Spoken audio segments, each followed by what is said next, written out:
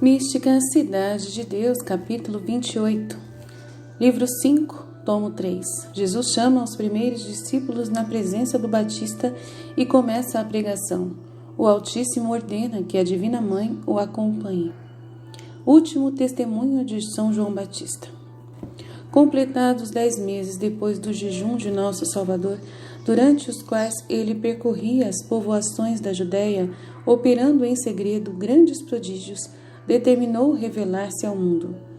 Não pregara ocultamente, mas não se declarava Messias e Mestre. Agora chegara o tempo determinado pela sabedoria infinita para essa revelação. Para isto voltou o Salvador para onde se achava o Batista, mediante o testemunho que este, por missão, devia dar ao mundo, começaria a brilhar a luz nas trevas, conforme João 1,5. Por revelação divina, recebeu o Batista conhecimento da vinda de Jesus e que chegara o momento dele se dar a conhecer como Redentor do mundo e verdadeiro Filho do Eterno Pai. Preparado por esta ilustração, vendo o Salvador que vinha ao seu encontro, exclamou com admirável júbilo espiritual na presença de seus discípulos. João 29:36. Eis o Cordeiro de Deus, é este! Este testemunho concordava com os outros que já havia dado, com as mesmas palavras e também com a doutrina que mais em particular dera aos discípulos mais assíduos ao seu ensinamento. Foi como se lhes dissesse: vede aí o Cordeiro de Deus de quem vos tenho falado e que veio redimir o mundo e abrir o caminho do céu. Esta foi a última vez que o Batista viu nosso Salvador na ordem natural, pois que de outro modo viu-o e gozou de sua presença na hora da morte, como direi em seu lugar. Os 5 primeiros discípulos de Jesus Cristo. Ouviram o Batista 2 dos primeiros discípulos que se achavam com ele, em virtude de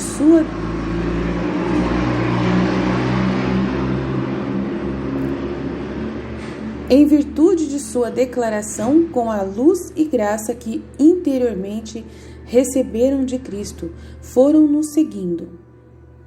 Voltou-se Jesus para eles e amavelmente perguntou o que procuravam, conforme João 1,38. Responderam que desejava saber onde o Mestre morava. Jesus os levou consigo e ficaram com ele aquele dia, como refere o evangelista São João em João 1,39. Diz que um dos discípulos era André, irmão de São Pedro, e não declara o nome do outro. Compreendi, porém, que era o mesmo São João, evangelista, que por grande modéstia não quis se nomear. Ele e Santo André foram as primícias da vocação ao apostolado.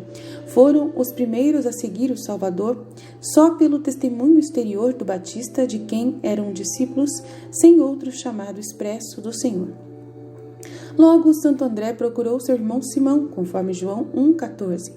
Contou-lhe como havia encontrado o Messias, chamado Cristo, e o levou ao Mestre. Olhando-o, disse Jesus: Filho, Simão, filho de Jonas, teu nome será Cefas, que quer dizer Pedro. Aconteceu tudo isto nas fronteiras da Judéia, e no dia seguinte o Senhor resolveu entrar na Galiléia. Ali encontrou São Filipe e o chamou, dizendo-lhe que o seguisse.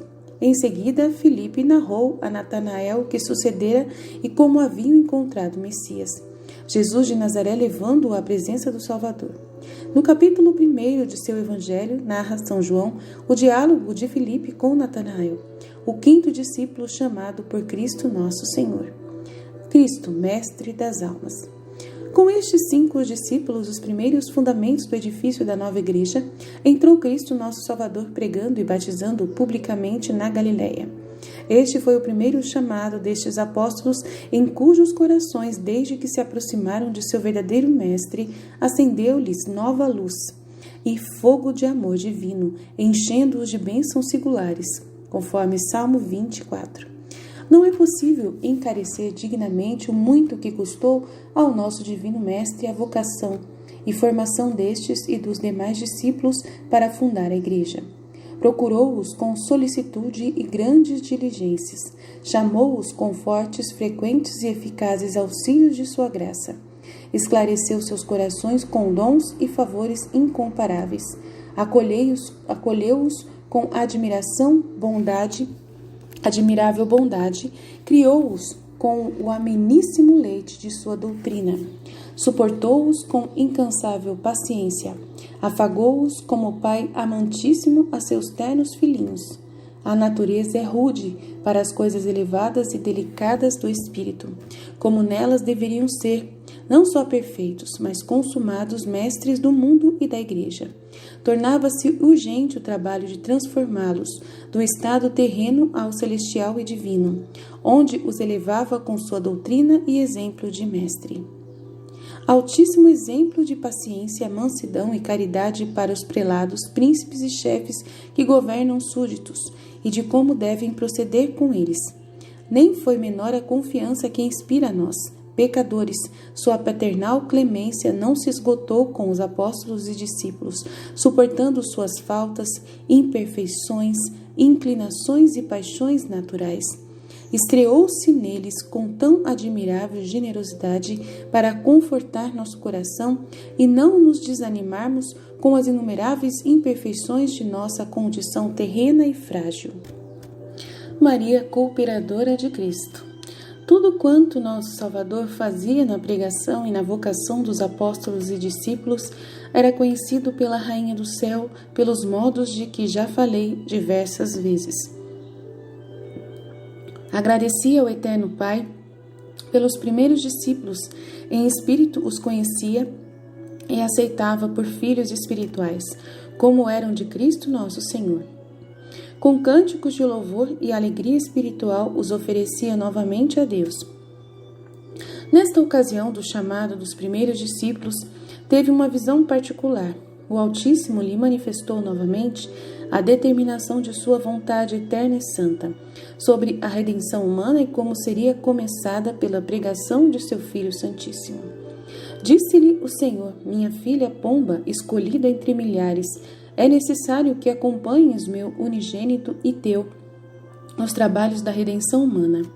Aproxima-se o tempo de seu sofrimento e de eu abrir por este meio os tesouros de minha sabedoria e bondade para enriquecer os homens. Por meio de seu Redentor e Mestre, quero redimi-los da servidão, do pecado e do demônio, derramando a abundância de minha graça e dons no coração dos mortais que se dispuserem para conhecer meu Filho humanado e segui-lo como cabeça e guia nos caminhos para a eterna felicidade que lhes tenho preparado. Quero levantar do pó e enriquecer os pobres, derrubar os soberbos e exaltar os humildes, iluminar os cegos que jazem nas trevas da morte, conforme Isaías 9:2. Quero enaltecer meus amigos escolhidos e dar a conhecer meu grande e santo nome. Na execução desta minha vontade santa e eterna, quero que tu, minha querida eleita, cooperes com o teu amado Filho e acompanhes e imites. Eu estarei contigo em tudo o que fizeres. Oração de Maria. Supremo Rei de todo o universo, respondeu Maria Santíssima, de cuja mão todas as criaturas receberam a existência e a conservação. Ainda que este vil bichinho seja pó e cinza, por vossa dignação falarei em vossa real presença. Recebei, pois, ó Altíssimo Senhor e Deus eterno, o coração de vossa serva, que ofereço preparado para o cumprimento de vosso beneplácito. Recebei o sacrifício e holocausto, não só de meus lábios, mas do íntimo de minha alma, para obedecer à eterna sabedoria que manifestais a vossa escrava. Aqui estou prostrada ante vossa presença e majestade suprema. Faça-se em mim inteiramente vossa vontade e prazer. Mas se fosse possível, ó poder infinito, eu quisera sofrer e morrer, ou com vosso Filho e meu, ou no lugar dele. Esta seria a satisfação de todos os meus desejos, a plenitude de meu gozo, que a espada de vossa justiça ferisse a mim, pois fui mais próxima da culpa, enquanto meu Filho Santíssimo é impecável por natureza e pelos dons de sua divindade. Compreendo, Rei Justíssimo, que sendo vós o ofendido pela injúria da culpa, Vossa equidade exige satisfação de pessoa que vos iguale, e todas as criaturas se distanciam infinitamente desta dignidade. Entretanto, é também verdade que qualquer uma das obras de vosso unigênito manado é superabundante para a redenção, e ele já fez muitas. Se além delas é possível que eu morra para poupar sua vida de inestimável preço, estou pronta para morrer. Mas se vosso decreto é irrevogável, concedei-me, Pai, Deus Altíssimo, que eu empregue minha vida como a sua. Nisto aceitarei vossas ordens, como obedeço em acompanhá-lo e participar de seus trabalhos. Assista-me o vosso poder, para eu acertar em imitá-lo e cumprir vosso beneplácito e meu desejo. Semelhança de Cristo, de Maria com Cristo. Não é possível explicar mais sobre o que eu entendi dos atos admiráveis e heróicos que Nossa Rainha e Senhora fez nesta ocasião, e o fervor ardentíssimo com que desejou morrer e sofrer, ou para evitar a paixão e morte de seu Filho Santíssimo, ou para morrer com ele. Os atos de amor afetivo, desejando coisas até impossíveis, agradam tanto a Deus que os aceita e os recompensa como realizados. Quando nascem de um sincero coração, que teria merecido a Mãe da Graça e do amor nestes oferecimentos de sua vida, nem o pensamento angélico, nem o humano chegam a compreender tão alto mistério de amor. Ter-lhe-ia sido suave sofrer e morrer, enquanto lhe foi muito mais doloroso ver seu filho padecer e morrer, ficando ela com vida, como direi em seu lugar. Daqui se depreende a semelhança que a glória de Maria Santíssima tem com a de Cristo, e que a teve na graça e a santidade desta grande Senhora com as de seu modelo. Tudo era na medida do máximo amor que numa pura criatura se pode imaginar. Nestas disposições saiu Nossa Rainha da visão descrita. O Altíssimo ordenou novamente aos anjos que a assistissem, a servissem e a guiassem em tudo o que iria fazer. Assim o executaram como fidelíssimos ministros do Senhor, acompanhando-a e servindo-a por toda parte, comumente em forma visível. Doutrina que me deu a mesma Rainha e Senhora. Amor divino e amor humano. Minha filha, todas as obras de meu Filho Santíssimo manifestam seu amor divino pelas criaturas. E quão diferente é do amor que elas têm entre si.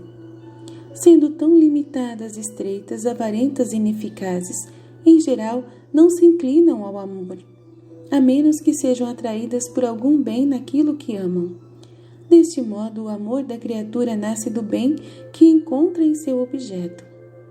O amor divino, porém, como se origina em si mesmo e é eficaz para fazer o que quer, não procura a criatura por supô-la digna, mas sim torna-a digna amando-a. Por esta razão, nenhuma alma deve desconfiar da bondade divina.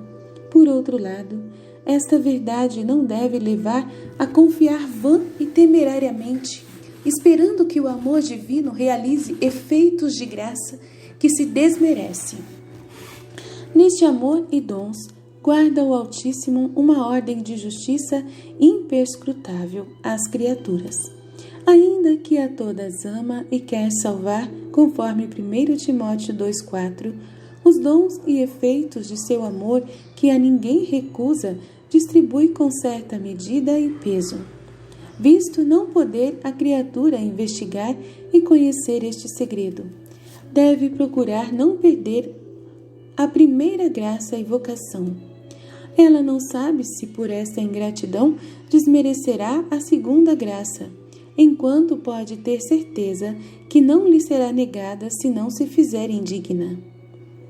Estes efeitos do amor divino começam na alma por uma luz interior que censura os pecados e manifesta seu mau estado e perigo de morte eterna.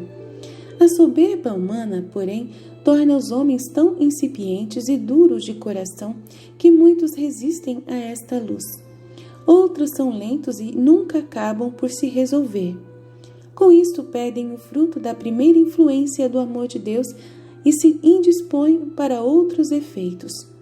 E como, sem o socorro da graça, a criatura não pode evitar o mal e nem fazer o bem, nem conhecê-lo, daqui procede ir se despenhando em um abismo, de um abismo em outro. Não aproveitando a graça, afasta-a, desmerece outros auxílios e a ruína vem a ser inevitável, pelas sucessivas quedas em abomináveis pecados. A quem muito se deu, muito será pedido. Atende, pois, caríssima, a luz que em tua alma o Altíssimo infundiu. Quando não tiveres outra a que recebeste, com a notícia de minha vida, te acarreta tal responsabilidade, que se não correspondes, serás aos olhos de Deus e dos meus, e na presença dos anjos e dos homens mais repreensível do que qualquer dos nascidos. Sirva-te também de exemplo o que fizeram os primeiros discípulos de meu Filho Santíssimo e a prontidão com que os seguiram e imitaram. Ainda que foi especialíssima graça terem sido formados com a paciência e a constância como o Senhor o fez, eles também corresponderam e praticaram a doutrina de seu mestre. Apesar de frágeis por natureza, não se indispunham para receber maiores auxílios divinos e estendiam seus desejos a muito mais do que podiam. Na prática deste verdadeiro e fiel amor, quero que me imites nos desejos que tive de morrer por meu Filho Santíssimo com ele, se me fora concedido. Prepara teu coração para que eu te mostrarei adiante sobre a morte do Senhor e o resto de minha vida, a fim de realizares o mais santo e perfeito. Advirto-te, filha minha, que tenho da espécie humana uma queixa, que em outras vezes já referi. É a pouca atenção e o esquecimento dos mortais para considerar o quanto meu filho e eu trabalhamos por eles. Consolam-se em crer que foi e que como ingratos não pesam o benefício de que cada ato nosso recebe, nem a correspondência que lhe devem. Não me des tu este desgosto, pois te faço capaz e participante de tão veneráveis segredos e magníficos sacramentos, nos quais encontrarás a luz, o ensinamento e a prática da mais sublime perfeição. Eleva-te acima de ti mesma. Trabalha com diligência para que te seja dada graça sobre graça, e correspondendo a ela, entesoures muitos merecimentos para a eternidade. Amém. Fiat.